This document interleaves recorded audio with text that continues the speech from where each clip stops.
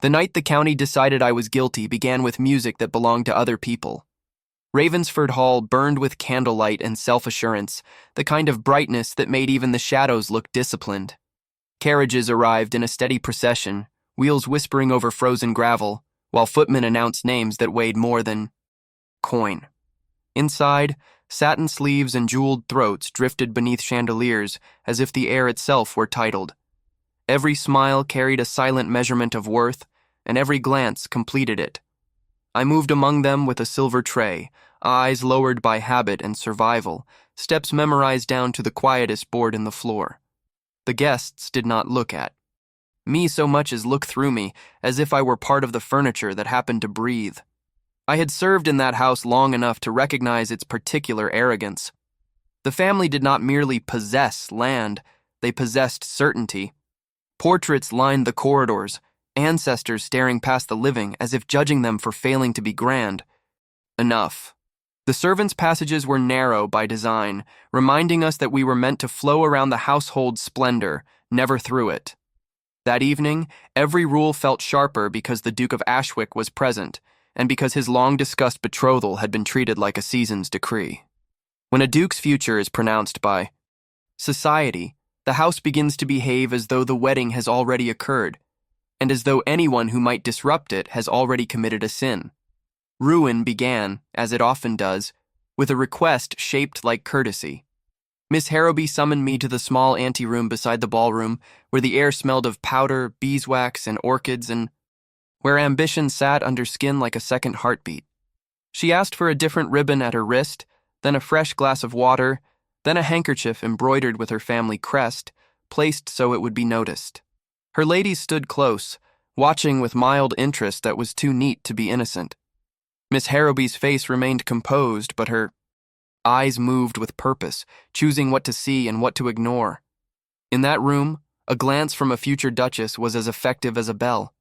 When I returned to the ballroom, it had grown warmer and louder, but the warmth did not soften it.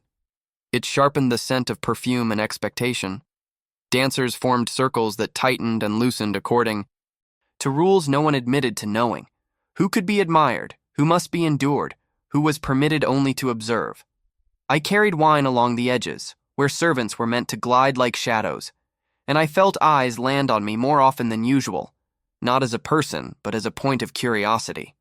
Miss Harrowby moved through the room with practiced ease, gathering favor and admiration like lace gathering light. The Duke stood apart from the crush, a fixed point in a shifting crowd, surrounded by men who laughed too quickly at his smallest amusement. The trap sprang without noise. It announced itself with stillness. Conversation dipped as if the room shared one throat. Miss Harrowby stood near the center, posture straight, expression arranged into startled innocence. Her friends gathered around her in a delicate wall of concern.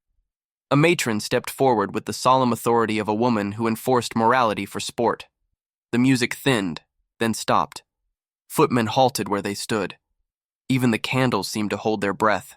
My name was called with a clarity that suggested it had been rehearsed, and suddenly I was visible in the worst possible way. The politeness was the cruelty. A hand touched my elbow, guiding me, not roughly, not kindly, simply firmly, into the open space before the dancers. I was handled as one might handle a stained napkin, with distaste disguised as care, so no one could accuse the household of being uncivil. Faces turned toward me with that fascinated calm reserved for public punishment. Servants remained pinned to the walls, terrified of becoming associated with me. My hands stayed steady because I had learned, through years of being watched, that trembling invited conclusions. The room's attention settled on my shoulders like a shawl made of lead, and I could feel it tighten with every breath. The velvet case was opened with ceremony, and something bright inside caught the candlelight, turning it into a sharp, accusing gleam. A locket, fine enough to belong on a duchess's throat, lay nested in dark fabric. Miss Harrowby's distress was measured to perfection. Not too much, not too little, just enough to paint her as wronged while remaining dignified. Sympathy swelled toward her because sympathy was safe when it flowed upward. It was not the object that mattered. It was the ease with which everyone agreed that I could have taken it. In a house like Ravensford Hall, suspicion did not ask for proof. It asked only whether a person had the rank to resist it. Miss Harrowby did not strike. She displayed. She allowed the room to ripen into certainty, to become hungry for a lesson. She let the guests enjoy the thrill of righteousness without the labor of inquiry. She let the servants see what happened when a person of no consequence stood in the wrong light. The matron's eyes searched my face for fear, because fear would make the story tidy. I refused her that comfort. Still, I understood what was being built around me. A spectacle, a warning, a pleasure shared by people who believed virtue was something they could afford. I stood at the center of the ballroom and felt the county choose its outcome before any verdict was spoken. The Duke of Ashwick crossed the room as if the crowd made space by instinct. He did not hurry, and that measured pace unsettled the assembly, because haste could be blamed on feeling, but control looked like command. He stopped beside me, close enough that I could smell winter air. Trapped in his coat, close enough that my body understood he was choosing a position. His eyes moved over the gathered faces, then to Miss Harrowby, then to the open case held like a shrine. He did not soften. He did not ask questions that would allow anyone to recover their composure. Instead, he placed a decision into the room like a stone, dropped into still water, and the ripples ran through every title present. He declared before them all that I belonged to him as his wife. In a ballroom, a wife was not merely a woman. She was a boundary, a future, a claim made in public ink. The air thickened with calculations. Miss Harrowby's composure held for a heartbeat too long, then faltered, as if the script she had rehearsed had been torn in front of her. The matron's authority drained into confusion. Gentlemen stiffened, measuring alliances and inheritances. Ladies became very calm, very quiet, and very attentive, storing the moment to be repeated later with perfect precision.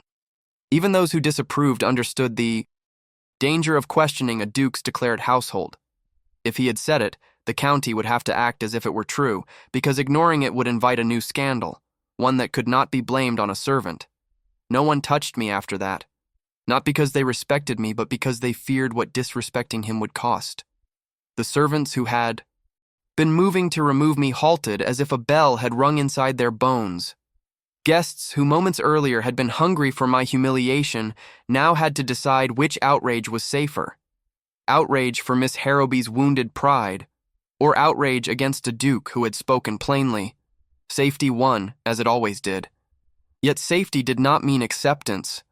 I felt it in the way eyes slid off me as though contact might be contagious, and in the way silence grew sharper than speech.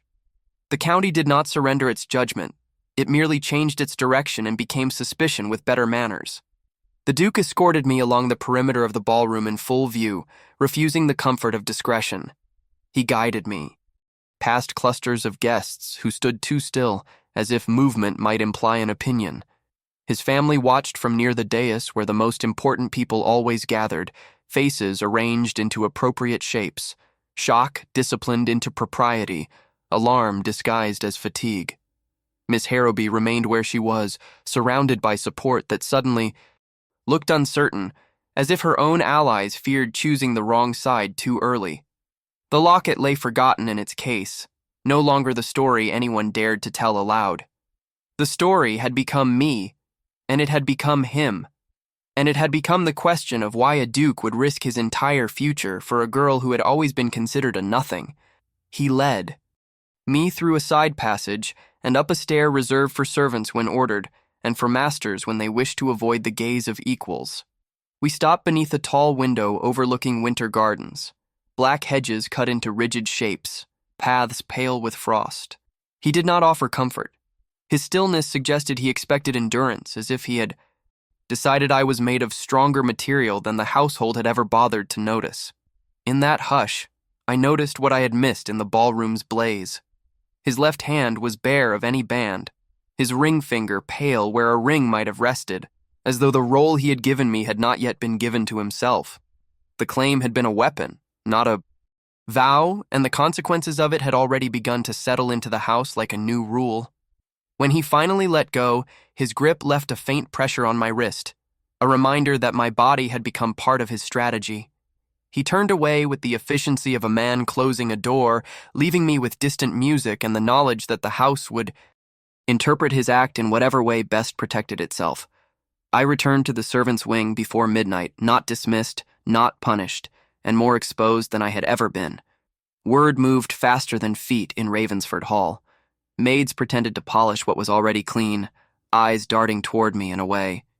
In the laundry corridor, a basket had been left in my path as if to test whether I would step around obstacles like a servant or expect them removed like a lady. I stepped around it. I could not afford to pretend I knew what I was.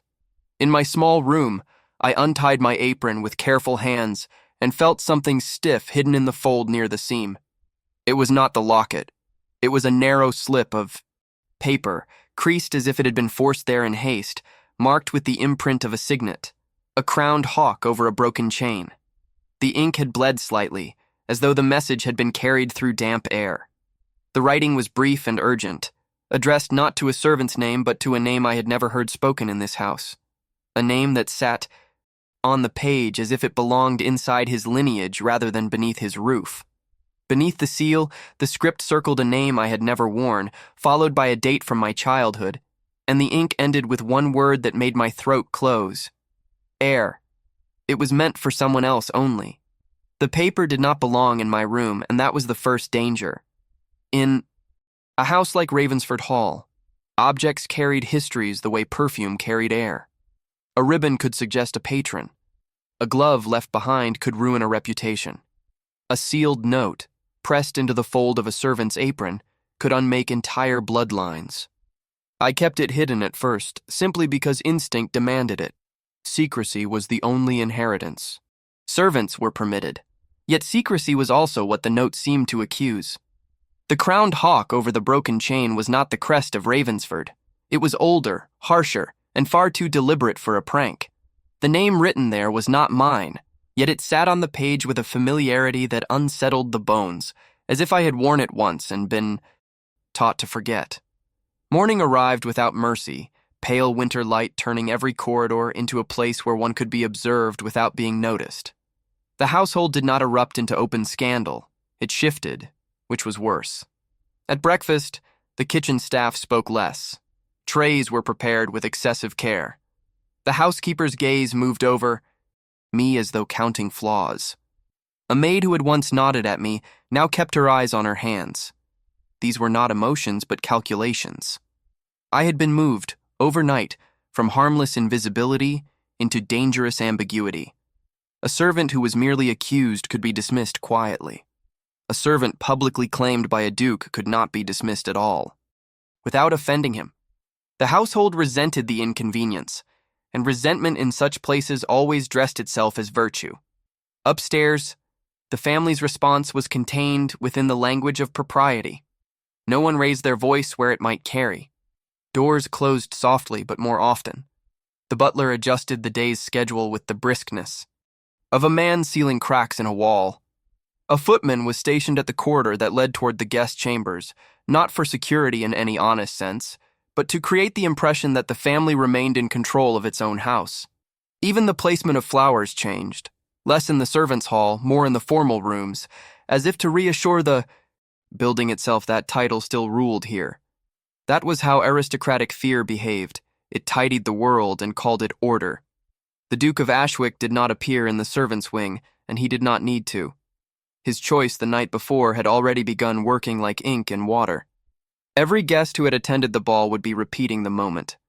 In drawing rooms over tea, each retelling polished to match the teller's interest.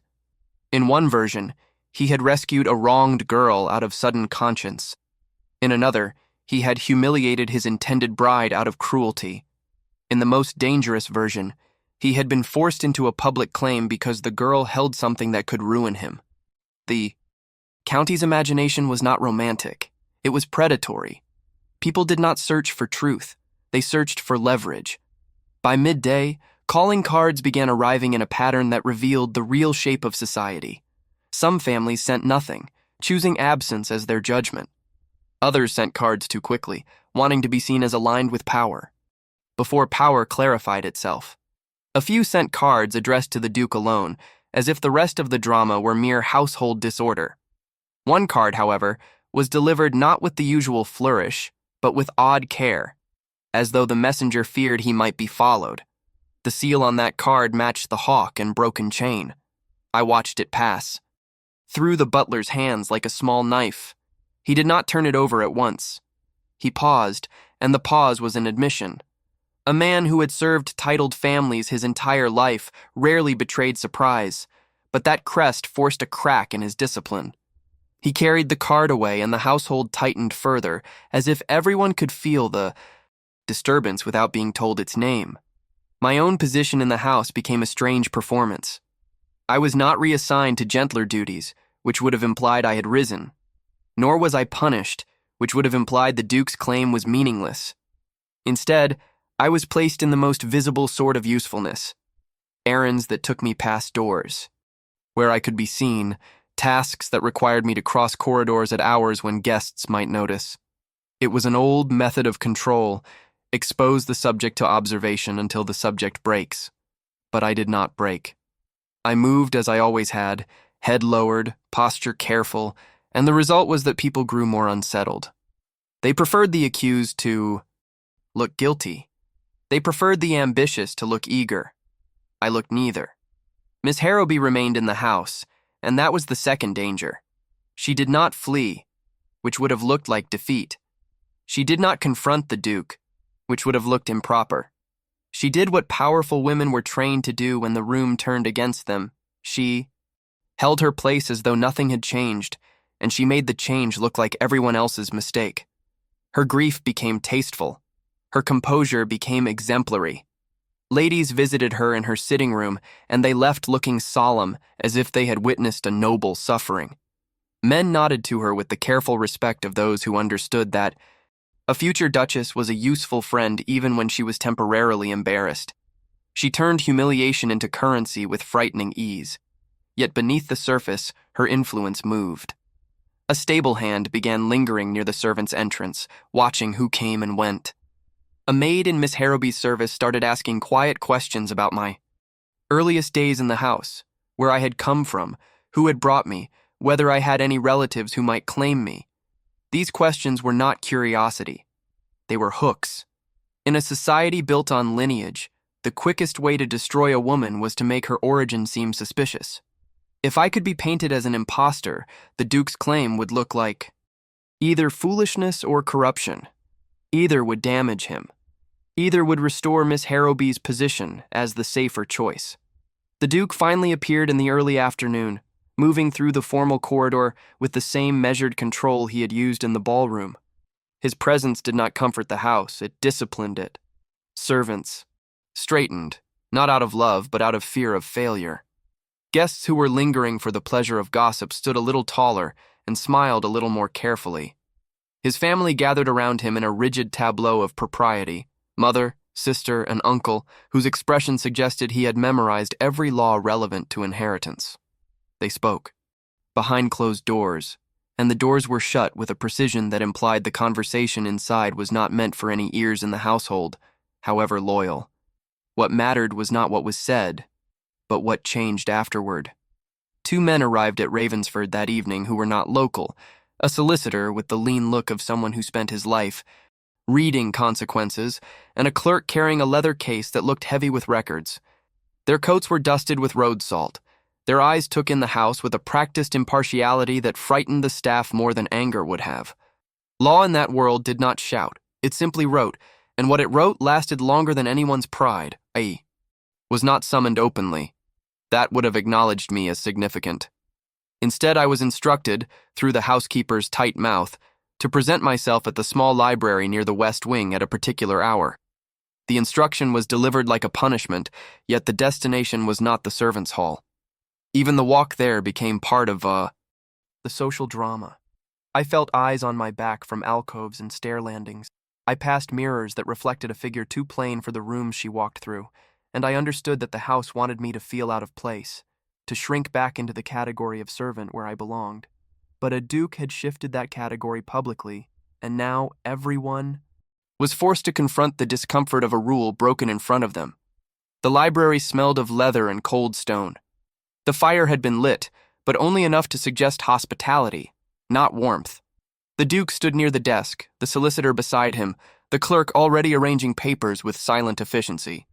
His family did not attend, which was itself a statement. They were refusing to witness anything that might later be described as consent. They would not be trapped by their own presence. The Duke's attention moved to my hands first, then to my face, as if he were seeing evidence rather than a person. The solicitor's eyes followed, calm and sharp. I understood then that the word wife, spoken in a ballroom, did not create a wife-in-law. It created a crisis. It demanded a solution that would satisfy society's hunger for legitimacy. A public claim without immediate proof could become an insult to the very institution of marriage, and society would punish that insult by punishing the woman connected to it. It could decide I was an opportunist. It could decide I had seduced him. It could decide I was a trap. None of those decisions required my participation.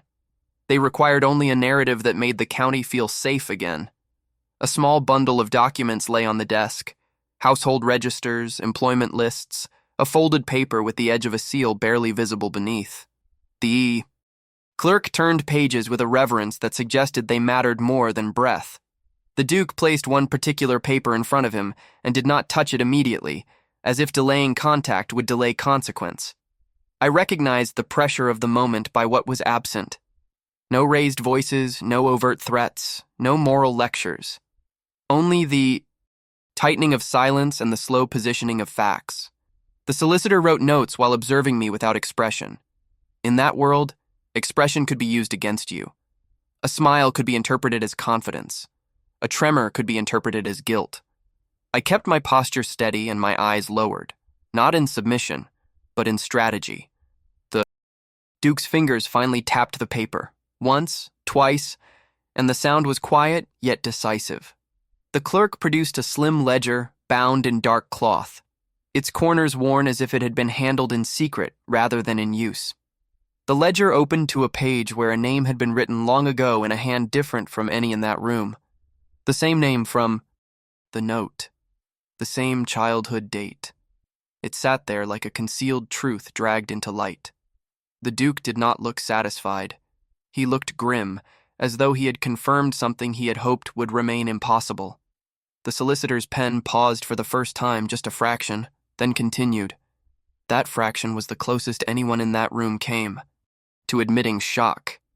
Outside the library, the house continued to breathe and pretend. A maid passed in the corridor with a tray of tea, face turned carefully away. Somewhere downstairs, Miss Harrowby received visitors and performed dignified sorrow. Somewhere beyond the walls, the county arranged its opinions like place settings. Yet within the library, the shape of my life began to change in a way that had nothing to do with romance and everything to do with power. I realized, with a sudden coldness, that the Duke had not pulled me from disgrace because he had been moved by compassion. He had done it because letting me be expelled would have allowed someone else to claim the story first. And the story, as written in that ledger, threatened the foundation of what the county believed it knew about him. The Duke moved one document slightly aside, revealing the corner of another. An old folded letter, its paper browned with age, sealed and then opened again long ago, the wax scar still visible. The handwriting on it looked hurried, uneven, the sort of writing done by someone who could not afford to be discovered. The solicitor reached for it, then stopped, watching the Duke's hand hover above the page. In that pause, the air sharpened with the sense of being watched, not by the men in the room, but by something outside it, by a presence that did not belong in the house's schedule. A faint sound came from the corridor beyond the door, a soft shift of weight, too careful to be a servant passing normally, too slow to be accidental. The Duke's eyes flicked briefly toward the door, and his fingers closed over the old letter as if to hide it from more than just my sight. The sound in the corridor did not grow. Louder, and that restraint made it more alarming. In Ravensford Hall, servants moved with purpose, quick steps, careful turns, the soft rhythm of work that never lingered where it did not belong. This was different. It was the deliberate stillness of someone who wanted to hear without being seen. The Duke's hand closed over the old letter with a finality that looked like instinct, not manners. The solicitor, who had been composed to the point of coldness, shifted his stance by half a step, placing himself in the line between the desk and the door, as if the smallest barrier might alter the outcome of something unseen. The clerk's eyes lifted once, then returned to the papers with forced neutrality. Nothing was said. Nothing needed to be said. The house itself had begun to listen. The Duke moved first, not toward the door, but toward control. He gathered the documents with a swift orderliness that suggested practice. The ledger was shut, the letter slipped beneath a folder, the signet-marked note placed out of sight. In any other circumstance, such care might have seemed excessive. Here it was survival. A crest, a name, a childhood date. Those were not merely curiosities. They were weapons. If the wrong person obtained them, the county would not simply gossip. It would decide who deserved to exist, and then it would behave as though its decision had always been law. He opened the door with the quiet authority of a man who expected obedience from walls. The corridor beyond was empty, but empty in a suspicious way. The air carried the faint trace of perfume not used by servants, too refined to belong to work, too present to be imagined. A drape near the stair moved slightly as if brushed. The Duke's gaze followed. That movement for one brief heartbeat, and then his expression settled back into its controlled mask. The solicitor did not comment. The clerk pretended not to have noticed. That was the rule among people who understood power. One never acknowledged intrusion unless one intended to punish it. When the door closed again, the room felt smaller. Not because the walls had changed, but because the danger now had a face in the mind, even if the face was unnamed. The Duke did not return immediately to the desk. He stood near the fire, hands clasped behind him, the posture of a man holding himself steady against a tide. His silence did not suggest hesitation, it suggested calculation. Whatever was written in that ledger had already pulled him into a corner where every option carried a cost. The solicitor resumed writing, but the rhythm had changed. Notes were no longer merely records. They were shields. The clerk's fingers tightened on the edge of the leather case as if he were suddenly aware that his duty might require him to transport more than paper.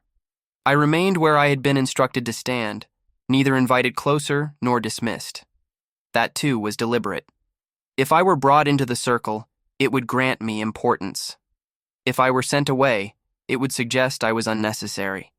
Keeping me present but peripheral preserved the Duke's advantage. He could claim me publicly when it served him, and keep me privately uncertain when it protected him. The first visible consequence of the ledger's name was not a confession or a declaration. It was the house's sudden rearrangement. Within the hour, servants were reassigned, not with explanation, but with the swift efficiency of a household sealing itself. Doors that had always been open were now kept shut. Keys changed hands. The housekeeper, who once watched me as a potential problem, began watching the corridors as if the house itself were the problem. A footman was placed near the West Wing stairs, and another near the library passage, their presence justified as assistance, but functioning as warning. These were not security measures meant to protect valuables. They were measures meant to protect information. Downstairs, the visitors did not cease. The county had scented blood in the water. They arrived under the pretense of concern for Miss Harrowby, bringing baskets in sympathy, offering prayers for her distress and leaving with their heads full of sharpened story. Others arrived to pay respects to the Duke's mother, to see whether the family looked shaken. The drawing room became a stage where every gesture was a message. Teacups were held with too much delicacy. Compliments were delivered with too much care. Every woman present was measuring her own safety against the possibility that the Duke's betrothal was collapsing. Miss Harrowby, meanwhile, learned how to use silence as a blade. She wore pale colors that suggested virtue. She appeared briefly, just long enough to remind everyone of her composure, then withdrew as though overcome by emotion. She allowed her supporters to speak for her while she remained above accusation. It was a refined sort of warfare. She did not need to attack openly. She only needed to maintain the impression that she had been wronged by forces beneath her dignity. And forces beneath dignity in that world were always servants. My name, my ordinary, unnoticed name, was no longer spoken in the servants' hall. That absence did not protect me. It erased. I became the girl, the one, the trouble. Servants who once traded small kindnesses now avoided me, not out of cruelty, but out of fear of association. The kitchen maid who used to slip me an extra roll for late shifts no longer met my eyes. The scullery boy who once smiled at everyone with equal innocence stiffened when I passed. They were all obeying the same law: distance from danger. That distance became impossible for me to maintain. The Duke's claim had elevated me in the eyes of the county, but only into a category of fascination, not respect. When I walked through the corridor carrying linens, I felt the weight of unseen eyes from behind cracked doors. When I passed the parlor, I heard conversation stop, then resume in softer tones. The house did not speak to me, but it spoke around me, shaping the air into rumor. It was a peculiar cruelty. I remained a servant in labor, yet I was treated as though I were a lady in scandal. I belonged to neither world, and so neither world offered me shelter. Late that afternoon, I was sent to fetch a shawl from a guest chamber that had been used by an elderly aunt the night of the ball. The assignment was ordinary on its face, yet its timing and location were not. The aunt had departed early, citing ill health. Her room should have been empty. Yet the order came from the housekeeper herself, whose eyes did not meet mine when she gave it. That lack of eye contact was another kind of message. Someone wanted me in that room. Someone wanted me away from the main corridors, away from witnesses who might later claim ignorance. The guest chamber smelled faintly of lavender and old wool. The bed had been stripped, the sheets folded, the fireplace cold. I moved quietly, as I always did, and located the shawl draped over the back of a chair. It was heavy, expensive, stitched with a pattern that suggested family pride. As I lifted it, something fell from its folds and landed softly on the rug. A small card, thick paper, edges clean. It bore no crest on its front, only a single pressed mark in the corner. The crowned hawk and broken chain. My breath tightened. I did not pick it up at once. The instinct to pretend it did not exist battled the instinct to know. The house was full of ears now, and anything connected to that crest was a thread leading into the most dangerous cloth. When I finally lifted the card, I saw that it was not written like an invitation. It was written like a command disguised as courtesy. The words were few, the ink was fresh, the meaning was unmistakable. A meeting requested at a place beyond the formal gardens, near the old folly at dusk. No signature, no name. Only the crest and the certainty that refusal might be interpreted as defiance. Holding that card, I understood that the intrusion at the library door had not been an accident. Someone had been close enough to know what had been revealed, or close enough to suspect it. And now that someone was reaching for me directly, not through servants' whispers or society's innuendo, but through the oldest method of control, isolation. I returned the shawl to my arms and left the chamber as though nothing had occurred. The corridor seemed longer than it had been, the windows colder, the house's silence more loaded. Twice I felt the sensation of being followed, not by footsteps, but by the certainty that if I turned quickly, I would catch a glimpse of someone retreating behind a corner. I did not turn. Turning would have admitted fear, and fear would have made me easier to direct. Back in the servants' wing, the housekeeper intercepted me, took the shawl without thanks, and sent me to the laundry room with orders that made no sense. The task was minor, yet it placed me away from the main hall at the hour when the Duke's solicitor was known to be examining records. It was a pattern now. I was being moved like a piece across a board. The question was who held the hand. As dusk approached, Ravensford Hall shifted again. Lamps were lit earlier than usual, as if brightness could ward off rumor. The drawing room filled with guests who had found excuses to stay. Miss Harrowby appeared at the top of the staircase. For a brief moment, pale and composed, her eyes scanning below with the quiet confidence of someone who believed time favored her. And somewhere on the far end of the corridor, near the passage that led toward the west gardens, a maid I did not recognize stood for too long, hands clasped as if waiting for instruction. I kept the card hidden beneath my sleeve, the paper warm against my skin. The folly beyond the gardens was not a place servants visited without reason. It was a place for lovers, for private bargains, for things that could not withstand daylight. If I went, I might be walking into a snare. If I refused, I might be letting someone else control the story of my origin and the ledger's name. Either choice carried risk, but only one offered the possibility of seeing the enemy's face. As the last light thinned behind the winter hedges, I stepped into the back passage that led toward the kitchen gardens. The air outside was sharp enough to sting. The gravel path crunched softly beneath my shoes, each sound a betrayal in the quiet. I kept my head lowered, as if I were merely carrying out another errand, and moved toward the shadowed line of trees where the estate's older grounds began.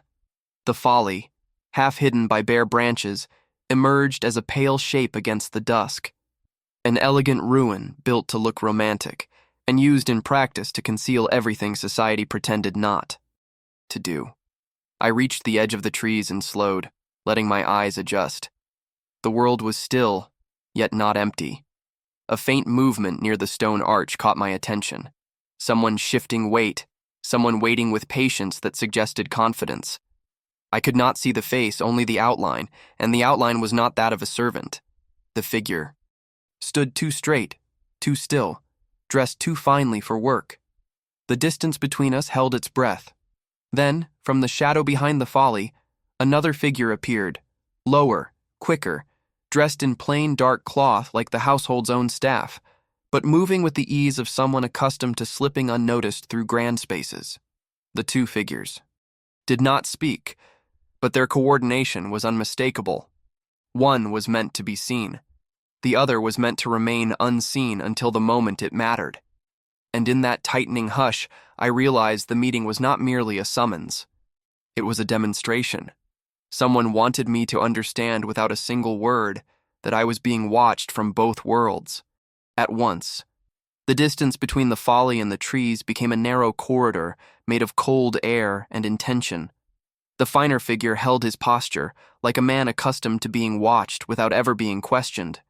The plainer figure moved like a shadow trained by a grand household, not by poverty, and that distinction mattered more than the cloth he wore. Neither hurried. In that stillness, the meeting declared its true purpose. It was not meant to persuade me with warmth, but to instruct me with control. The gentleman remained just inside the pale arch of stone, positioned where the last light could outline him without revealing too much. His gloves were clean, his coat cut too precisely for a local steward, and the angle of his head suggested someone who believed he had a right to direct any room he entered. The other figure did not stand beside him as an equal. He kept half a step back, ready to retreat, ready to dart, ready to become nothing the moment it served. The arrangement made its own accusation. This was not a chance encounter. It was a mechanism. A folded paper appeared in the gentleman's hand, not offered like a gift, but held like a verdict waiting to be read. He did not extend it immediately. He allowed the pause to stretch until my attention had no choice but to settle upon it. Then he moved with deliberate economy, placing the paper on the stone ledge of the folly where rain had worn the surface smooth. The gesture carried a particular arrogance. He would not risk touching me, and he would not risk being seen handing me anything. He would set it down, and I would either take it or expose myself by refusing. Even in secrecy, they arranged appearances. The plainer figure shifted, and in that small motion the world tilted. A glint of metal flashed at his wrist beneath the cuff, something like a servant's clasp, something that could pass unnoticed in the dark corridors of a house. It was the kind of object that could also hold keys. The implication was sharp. This person could move through Ravensford Hall as easily as I moved through it. This person could have been the ear at the library door. This person might have been the hand that placed the hawk crest card into the guest chamber shawl. The house had not merely been listening, it had been cooperating. I approached the ledge without haste, because haste would have made me smaller. When my fingers touched the paper, I felt the thickness of it, quality, not common stationery. The hawk and broken chain were pressed into the corner like a bruise. Inside, the message was brief, written in a hand that valued certainty more than elegance. It referenced the ledger's name without apology and connected it to a place I knew only from overheard conversations. a distant estate on the northern edge of the county, long rumored to be entangled in old disputes. The writing did not explain. It assumed obedience. It suggested that my existence under that name was an inconvenience that could still be corrected if handled promptly and quietly. A second sheet slid into view, placed on the ledge as if the first were merely the introduction. This one bore a different seal, one I recognized from the Duke's correspondence. Ashwick's crest, clean and undeniable, pressed in dark wax. My skin tightened with a different kind of fear. The first seal demanded secrecy. The second seal threatened exposure. The gentleman had not brought one story. He had brought both, and he had arranged them like doors that opened into the same trap. The servant shadow took a single step forward, not to speak, but to demonstrate something. He held his palm up for a moment, and then turned it over, revealing a tiny object lying there.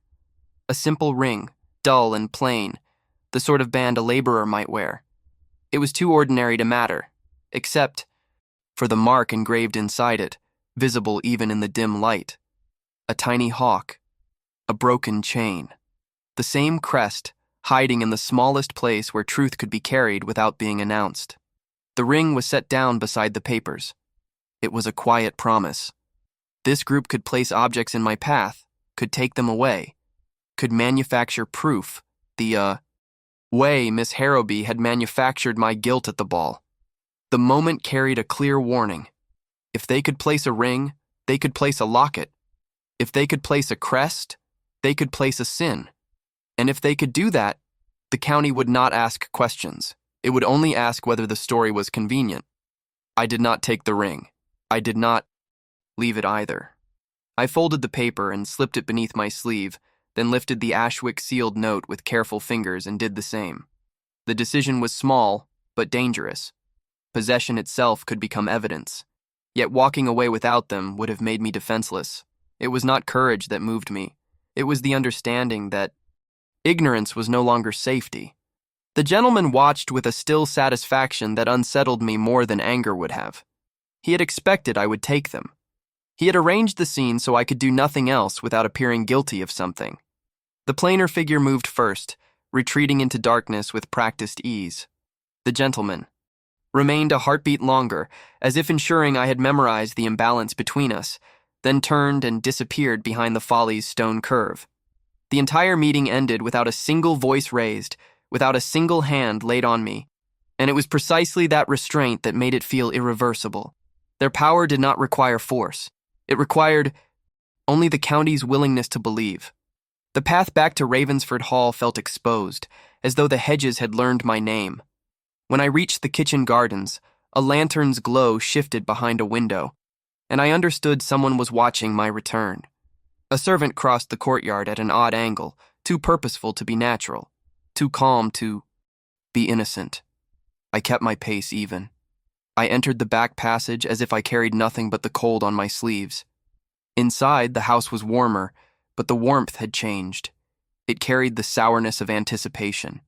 Word had not spread openly, but it had spread in the way smoke spreads, silent, certain, finding every seam. The servants' hall fell into a hush that lasted a fraction too long when I appeared, then resumed its ordinary noises with a forced cheerfulness that did not convince anyone. The housekeeper's eyes tracked me and then slid away, as though she had already decided what I was and merely waited for others to catch up. Upstairs, the war of appearances advanced like a tide. The visitors who had been lingering for Miss Harrowby were now lingering for the Duke's family, eager to see whether the house would present unity or fracture.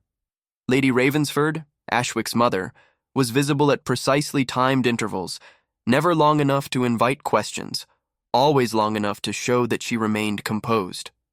Her composure was an announcement. The family was not panicked. They were merely inconvenienced. In aristocratic language, that was the closest thing to courage. Miss Harrowby, however, played a sharper game.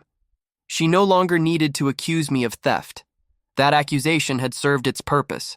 Now she moved to the more lethal territory. Character. The county could forgive a servant's stolen trinket if a duke insisted upon it.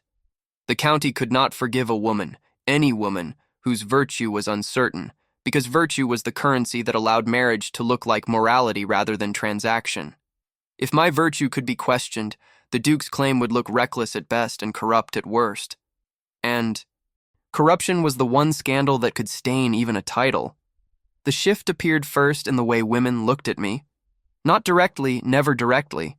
A lady's gaze would flick to my hands and then away, as if checking for evidence of familiarity. Another would glance at my hair, at my posture, and then share a silent look with her companion, one that suggested pity without kindness. A matron spoke to the housekeeper with a low intensity, while her eyes rested on the corridor where I stood waiting with a tray, as though deciding whether I belonged in the same air. The county's cruelty did not require a scene. It required only agreement. The Duke responded as he had at the ball, not with comfort, but with control. He did not hide me away because hiding would imply shame. He did not parade me because parading would imply indulgence. Instead, he positioned me within the boundaries of respectability, like an object that must be acknowledged. When he walked through the corridor toward the drawing room, he did not glance at me the way a master might glance at a servant. He acknowledged my presence with the smallest tilt of attention, a signal so subtle most guests would miss it, but those trained in power would not. It was an announcement without speech. I was under his protection, and therefore, I was under his jurisdiction. That jurisdiction came with a price. The house shifted again. A new maid was assigned to assist me, not out of kindness, but to watch. My usual duties were altered, not to elevate me, but to control where I could be seen. I was sent on errands that kept me near formal rooms, as if the Duke wanted the household to grow accustomed to my silhouette in places where servants were not normally noticed. The effect was unsettling. Some guests stiffened whenever I passed, as if I were a stain they could not politely discuss. Others smiled too warmly, too suddenly, eager to align themselves with whatever advantage they imagined could be gained from my proximity to the Duke's scandal. In the West Wing, the solicitor and clerk continued their work like men building a wall against a flood. Papers moved from desk to case, from case to locked drawer. The Duke's uncle arrived twice, each time leaving with a paler face and a more rigid mouth. I did not hear their discussions, but their timing told the story. When law visits a country house, it is never merely to admire the library. It is to decide who belongs to the name and who must be erased from it. By evening, the county's hunger demanded a new spectacle. A small supper was announced, intimate enough to appear civilized, important enough to be strategic. Only select families were invited, those whose opinions could shape the narrative. Invitations were not merely cards, they were endorsements. Being excluded was a judgment. Being included was a test. The guests arrived with practiced smiles and sharpened curiosity. The supper itself was arranged with exquisite cruelty. My presence was required in the room, not as a servant among many, but as a visible figure near the edge, close enough to be observed, distant enough to be denied. Every movement I made became a statement someone would interpret. If I appeared too confident, they would call me calculating. If I appeared too timid, they would call me guilty. If I appeared simply calm, they would call me unnatural. In the Regency world, a woman's behavior was never just behavior. It was evidence. Miss Harrowby arrived wearing restraint like jewelry. Her expression carried a soft sadness that made it socially dangerous to oppose her. She took her seat with composure, accepting sympathy with the smallest dips of her lashes, allowing others to create her martyrdom for her. The Duke did not avoid her. Avoidance would have granted her moral victory. He treated her with cold courtesy that signaled distance without insult. It was a narrow line, and everyone at the table watched to see whether he would step off it.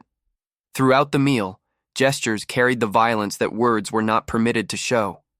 A gentleman lifted his glass toward Miss Harrowby first, and only afterward toward the Duke's mother, implying priority without stating it. A lady praised Miss Harrowby's patience with a sweetness that sounded like accusation. Another remarked upon the importance of proper matches, and her gaze flicked briefly toward the place where I stood. The condemnation never needed my name. Everyone understood who the sentence was meant for. Then the Duke altered the room without speaking. He placed a small object on the sideboard near the decanters, where it could not be ignored. A folded paper, sealed with Ashwick wax, the same seal that lay beneath my sleeve now. His solicitor stood in the doorway, visible to all. It was a deliberate breach of comfort. He allowed the guests to see that law had entered the house and that the house was prepared to make something official. The effect was immediate. Forks moved more carefully. Conversations softened. The county loved scandal, but it feared documents.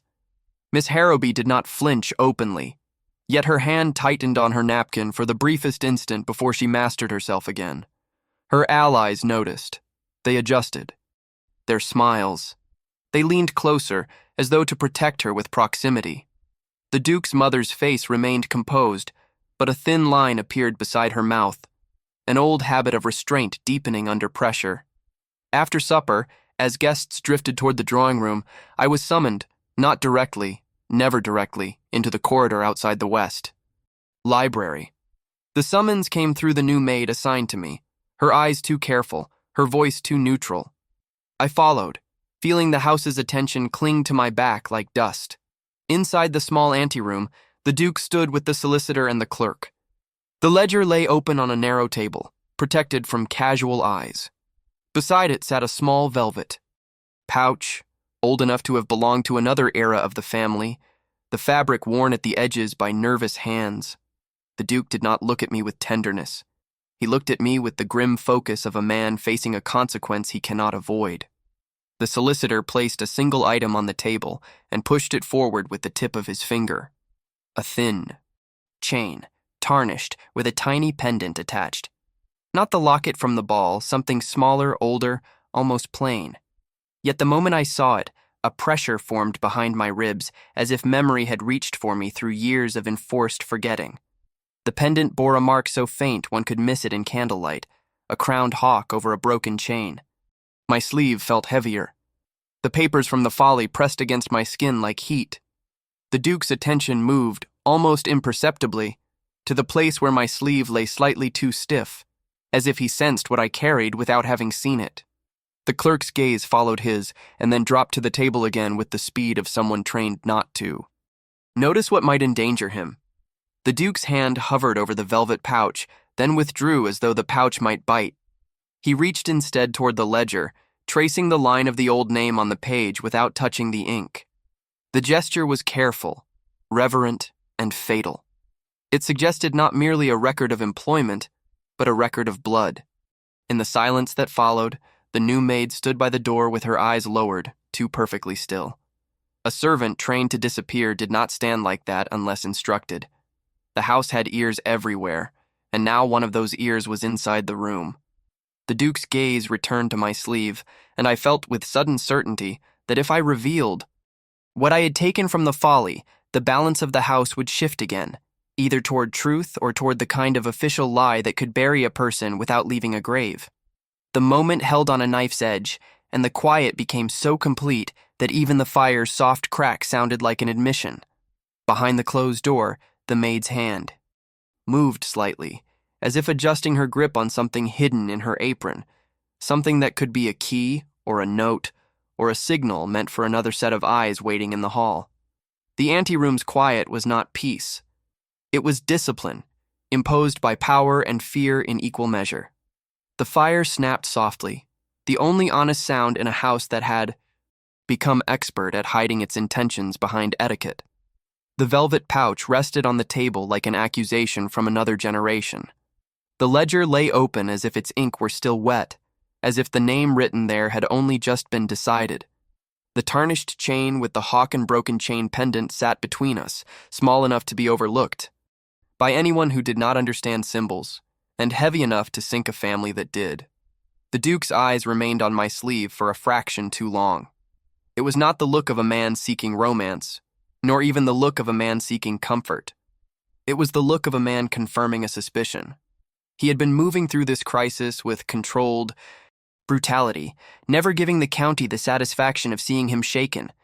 Yet in that moment, something in his restraint tightened further, as if the trap had finally revealed its true shape. The solicitor's pen hovered without writing. The clerk's breathing seemed to slow, careful not to disturb the air. And by the door, the new maid remained too. Still. Too precise. Her lowered gaze was not humility, it was concealment. The slight movement of her hand at her apron was the only crack in her composure, and that crack mattered. A woman trained to vanish could carry ruin in a pocket and look like obedience while doing it. The Duke moved at last, not toward me but toward the evidence. He lifted the pendant by its chain, letting it catch the light once, then lowering it again as though even looking at it too long might be dangerous. The solicitor slid a single sheet from a stack and turned it so the Duke could read. I could not see the words, but the paper's age and the uneven edge suggested it had been torn from something larger. Perhaps a letter, perhaps a register, perhaps a page removed from a book that no longer existed in its honest form. The clerk, whose hands had been quiet all evening, opened the leather case and produced a slim-bound book, smaller than the ledger, its cover worn smooth. A household book kept by a steward, the kind that recorded births and deaths when families wanted a private memory that could later be transformed into public truth. It was not meant for servants' eyes, not because servants could not read, but because servants were not permitted to know what titled families hid. The Duke did not turn the pages quickly. He turned them with care, as if recognizing that one misread line could fracture the only advantage he still possessed, control of timing. He paused at a section marked with a ribbon, then pressed the book open with his palm. His posture remained rigid, but the tension in his jaw betrayed the weight of what he saw. The solicitor leaned forward slightly, not to assist, but to confirm. Confirmation was everything now. The county's war had shifted from whisper to record. That was the point of the solicitor's presence. That was the point of the sealed papers placed for guests to see. Society could survive rumor. It could even survive scandal, provided scandal remained uncertain enough to be reshaped. But ink made things stubborn. Ink forced decisions. Ink demanded consequences that no amount of politeness could soften. The Duke's hand drifted again, almost unconsciously, toward my sleeve, stopping short as though he refused to cross a line. He had claimed me as wife before the county, yet here he treated me as a witness rather than a possession. That distinction was sharp. It suggested that the truth, whatever it was, made even his authority cautious. He gestured once, small, restrained, and the solicitor responded by placing another document on the table. This one was newer. The paper was cleaner, the ink darker, the seal intact. It looked like the sort of thing that could become official in a single afternoon if carried to the right office. A marriage license could be prepared. A declaration could be filed. A guardian could be appointed. A name could be transferred from one life to another with the ease of a signature. The presence of that document revealed the Duke's most dangerous weapon. He could make a story legally true even if the county did not believe it emotionally. But legality was not the same as legitimacy, and legitimacy was the only currency that truly mattered among the aristocracy. A duke could force obedience. He could not force admiration. He could not force the quiet acceptance that allowed a scandal to settle rather than rot. That was why Miss Harrowby's strategy had been so effective. She was not trying to defeat him in court. She was trying to poison him in drawing rooms. The motive behind her attack began to take shape through absence rather than revelation. In the ledger, the name written beside my childhood date did not sit under the category of servants. It sat under a household note that referenced an heir, a lineage complication, a discretion required. Those were the phrases families used when the truth was too shameful or too dangerous to be spoken plainly. A servant might be dismissed. A bastard might be hidden. An heir might be altered. The Duke's family had been terrified the moment he said wife in the ballroom, not because he had insulted Miss Harrowby, but because he had pulled a concealed question into public view. His mother's composure had been too exact. His uncle's presence had been too urgent. Their fear had not been about romance. It had been about a fault line in their own foundation. The solicitor's notes now grew longer. He was building a chain of logic as carefully as a jeweler sets stones. A name in rye. A private book. A date aligned with a known winter sickness that had emptied households. A pendant with a crest that did not belong to Ravensford, yet appeared in their hidden records. A hawk and broken chain.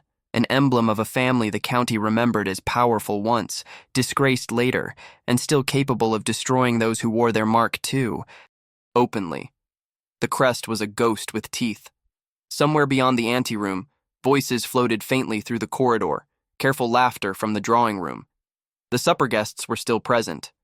The county was still feeding on the spectacle. Every minute the Duke spent hidden with documents allowed society's imagination to work. Imagination was the enemy of control. That was why this meeting in the anteroom mattered. The Duke was racing not toward romance, but toward a version of truth he could manage before others managed it for him. The new maid by the door shifted her weight again, just slightly. The movement was graceful, almost unconscious, and precisely because it looked unconscious, it was dangerous. The servant shadow from the Folly had moved with the same quiet ease. The ring with the hawk crest had been too deliberate to be chance. The card in the shawl had been too precisely placed. All these things pointed to the same conclusion. Someone within Ravensford Hall, someone with access and training, was working for that crest's interests. The Duke's eyes flicked toward the maid and then away, so quickly most would miss it. But the solicitor did not miss it. He paused his writing and, with a delicacy that looked like politeness, placed his pen down and folded his hands. He had reached the point where notes were less urgent than caution. Caution was the language of men who knew a witness might become an enemy. The Duke rose and moved toward the door without speaking. He did not open it. He stood near it, listening, not with obvious suspicion, but with the still focus of a man who had learned that houses carried secrets in their walls. When he turned back, his expression had not changed. Yet, something in his gaze had sharpened, as if he had heard a particular pattern of steps in the corridor, steps that belonged to someone who should not be there. He returned to the table and, with a controlled gesture, indicated the pendant again. The clerk lifted it carefully, turning it to reveal the back. There, faint as a bruise, was a second mark. Not the hawk crest itself, but an initial carved in the old fashion, followed by a number. A code. A private reference. The sort of thing used to identify a child's token when the child's name could not be written openly. That mark was the hinge on which the story swung. It meant the pendant was not merely decoration, it was identification. Memory pressed at the edge of my mind, not as a clear scene but as a sensation. Cold hands adjusting fabric near my throat, a whisper of wool against skin, the weight of a small object tucked beneath clothing and then concealed again. It was not a romantic memory. It was a preventative one, the kind given to a child the way one gives a child. Medicine, because something worse is expected. The Duke watched my face with the attention of a man waiting for recognition. He did not need me to confess anything. He needed me to remember. If I remembered, he could claim necessity for everything he had done. If I did not, he would be forced to reveal the truth without my help, and that truth might make him look either complicit or weak. I felt the papers from the Folly pressing against my sleeve like heat.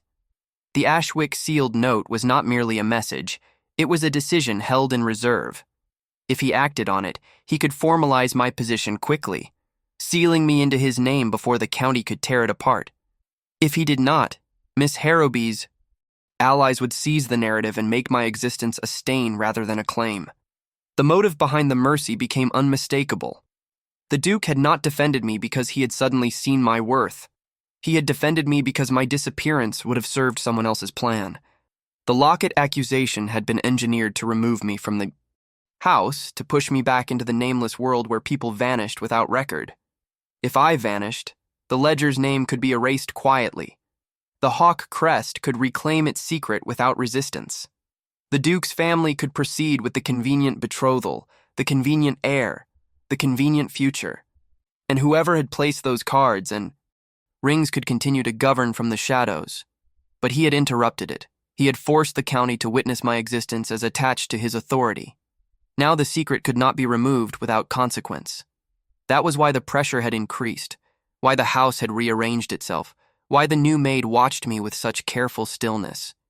The conspiracy could tolerate a servant's disgrace. It could not tolerate a servant becoming a question that the county repeated. The solicitor slid one final paper forward. This one was not sealed.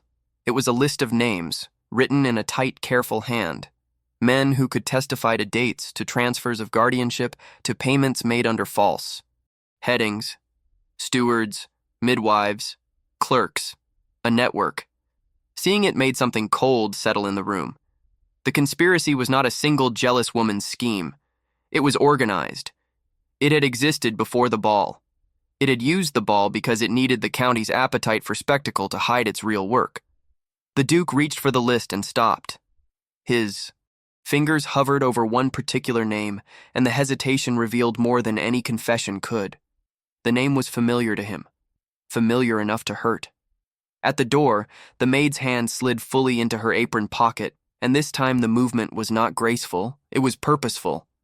The fabric shifted as though metal inside it had turned, perhaps a key, perhaps a small blade used not for violence but for locks, perhaps a folded note ready to be passed. The Duke's gaze snapped to her at last, no longer controlled enough to pretend indifference. In that instant, the anteroom's balance changed. The maid was not merely listening, she was preparing to act. And the fire's light caught the edge of something in her pocket, a wax seal, fresh and dark, bearing the crowned hawk over the broken chain. The wax seal in the maid's pocket caught the firelight like a confession that had not yet learned shame. For a breath, the anteroom held an unnatural stillness, the sort that arrives only when everyone present understands that a single movement will decide which story survives. The Duke did not raise his voice, did not perform outrage, did not grant the room the spectacle it wanted. He simply stepped between the maid and the table, placing his authority where it could not be misunderstood. The solicitor shifted at the same instant, closing the distance to the papers with the quiet instinct of a man trained to protect ink as though it were blood. The maid's composure did not fracture in a dramatic way. It tightened. Her gaze remained lowered.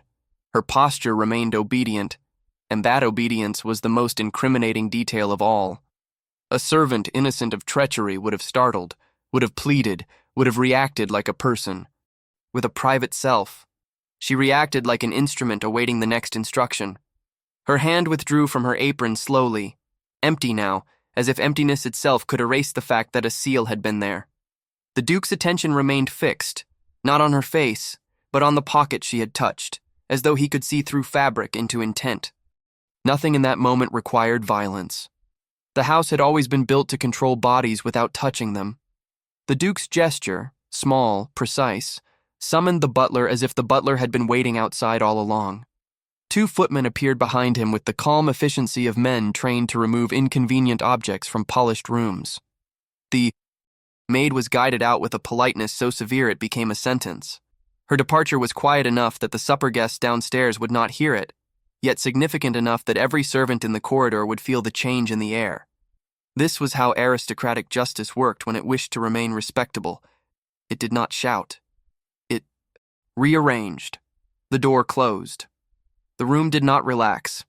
If anything, the silence deepened, because the discovery did not end danger. It clarified it.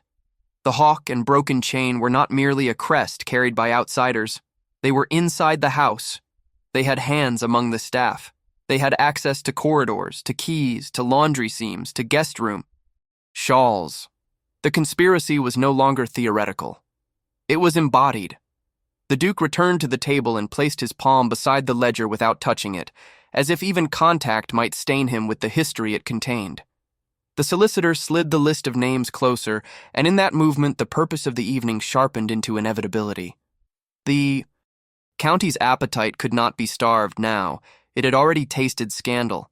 If the Duke did not feed it a controlled truth, it would gorge itself on invention. The only choice left was whether he would rule the narrative or be ruled by it. He chose rule, not by explaining, not by begging, not by soothing. He chose it the way titled men were trained. To choose anything that mattered, by creating witnesses. Before midnight, discreet messages went out to the same select families who had been invited to supper. They were asked, without being asked, to remain.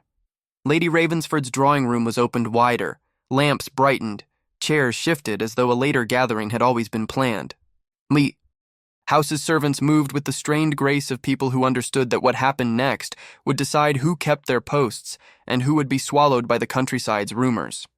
Miss Harrowby's circle grew suddenly attentive, their faces arranged into sympathetic concern that did not quite reach their eyes. When the guests assembled again, the room looked unchanged in the way aristocratic rooms always looked unchanged. The curtains fell in perfect folds, the silver shone, the fire crackled. The only difference was the quality of the silence. It was no longer the silence of entertainment, it was the silence of judgment.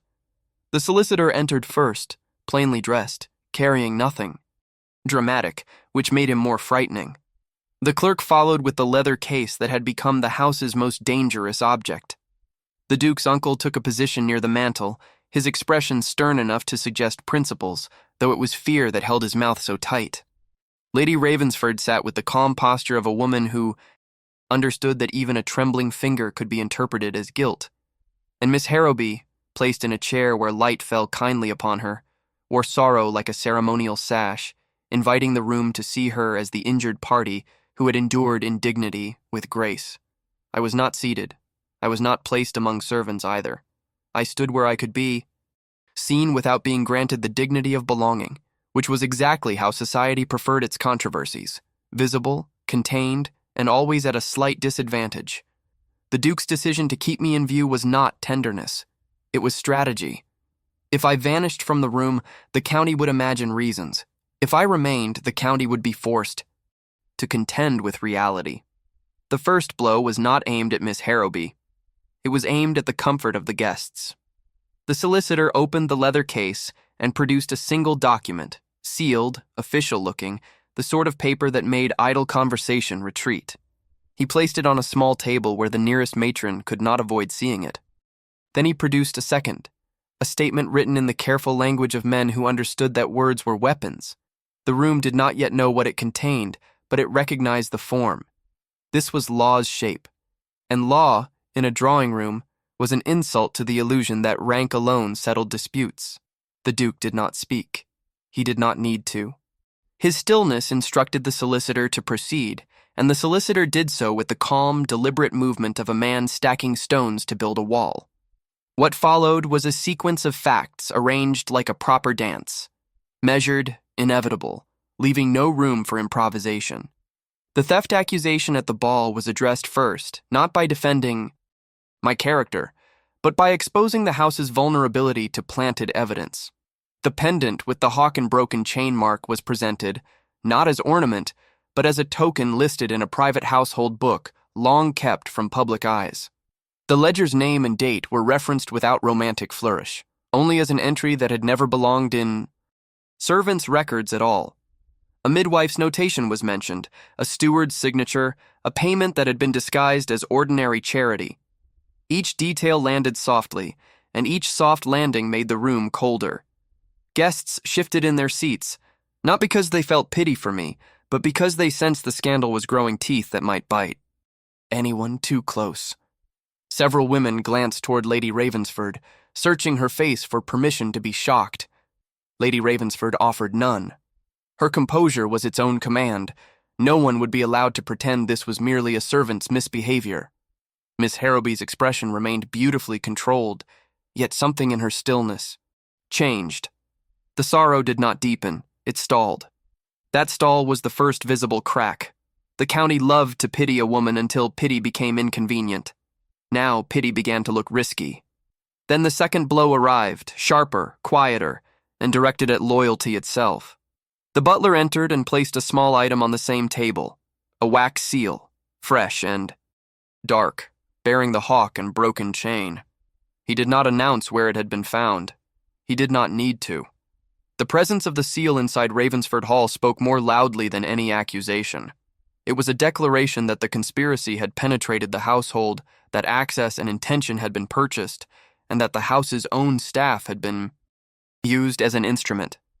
A murmur threatened the room and was strangled by manners before it could be heard. Eyes moved, quick and cautious, toward Miss Harrowby, then away. No one wanted to be seen aligning with a crest that smelled of clandestine influence. Yet no one wanted to be seen abandoning her too quickly either. This was the aristocracy's finest skill, appearing principled while calculating survival. The solicitor continued, and the shape of motive emerged in a way that made the earlier cruelty at the ball look small. The Hawk and Broken Chain family had once held power in the county and had lost it through disgrace that had left estates in legal confusion and fortunes vulnerable to whoever could present the right documents at the right moment. The private household book, the pendant's hidden mark, and the ledger's careful entry suggested that a child connected to that crest had been deliberately removed from public knowledge and placed where she could be controlled. A servant's apron was a perfect hiding place for a person whose name could not safely be spoken. A servant's dismissal would have been a perfect way to erase her entirely. The room did not react like a room hearing a fairy tale. It reacted like a room hearing the slow unveiling of a practical crime. Faces tightened, hands folded more neatly. Someone set down a teacup with a fraction too much. Care. The county understood schemes. It understood guardianships and settlements and inheritance traps. This was not romantic nonsense. This was the kind of truth that destroyed families while everyone insisted they were merely protecting propriety. Miss Harrowby's allies began to withdraw without standing, their bodies angled away from her by degrees. A sympathetic lady's hand, once placed reassuringly on her arm, lifted and did not return. A gentleman who had earlier greeted her with visible warmth now spoke to another guest without looking at her. Those shifts were tiny, almost imperceptible, and fatal. In that world, abandonment rarely arrived as a dramatic scene. It arrived as a slow cooling of the room around you. The Duke's final act was the cruelest and the cleanest.